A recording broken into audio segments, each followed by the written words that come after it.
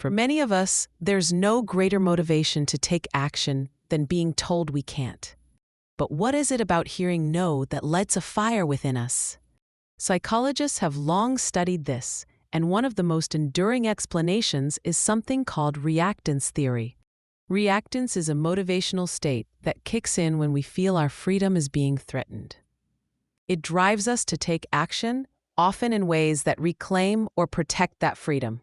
This might look like frustration, defiance, or even direct confrontation. But often, the simplest form of reactance is just doing exactly what we were told not to do. We see this in everyday life. Think about public health campaigns that some people ignore simply because they feel too forceful, or how children test boundaries when their parents set strict rules.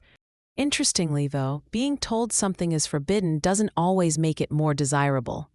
In 1972, researchers at the University of Colorado wanted to explore this in romantic relationships. They studied 140 couples, all fairly serious but varied in how happy they were. Over 6 months, some couples reported that their parents didn't approve of their relationship. What they found was surprising. Couples who felt parental disapproval reported feeling more in love over time. The researchers called this the Romeo and Juliet Effect, after the famously doomed lovers. They believed this surge in affection came from reactance. But as time passed, new studies began to tell a different story. In fact, long-term success in relationships seems to depend not on disapproval, but on approval. Psychologists now refer to this trend as the social network effect. So why doesn't reactance override this effect? One guess is that we prioritize existing relationships over new ones. But it's rarely a case of choosing between our loved ones and our romantic partners. Disapproval from friends or family is often subtle, more like silent disapproval than dramatic ultimatums. Even with parents, most people feel free to disregard their advice without burning bridges. And for those with strained parental ties, the disapproval may not matter at all. So if disapproval makes relationships more likely to fail, does that mean we're not willing to fight for love? Not necessarily. One idea suggests there are actually 2 types of reactance. Defiant reactance is impulsive.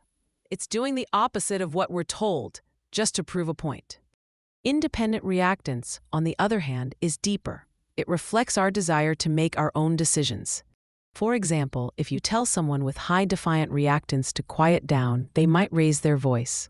But someone with high independent reactance might simply ignore the request and choose their own path. In relationships, a defiant person might sneak around in secret but still feel the weight of disapproval. Meanwhile, someone with strong independent traits might genuinely tune out those negative voices and follow their heart.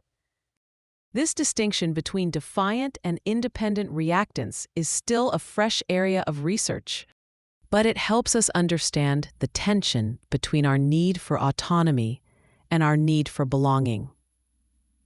How we balance these 2 needs varies widely between individuals and across cultures.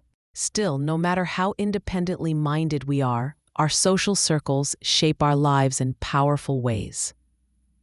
Especially in love, studies show that just a few supportive friends can make a big difference when facing disapproval, and most relationships flourish when they are supported by strong social networks.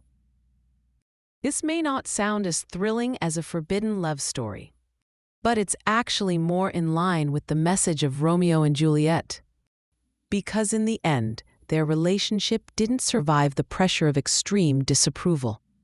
And maybe the truest love isn't the one we fight the world for, but the one that grows stronger in a world that welcomes it.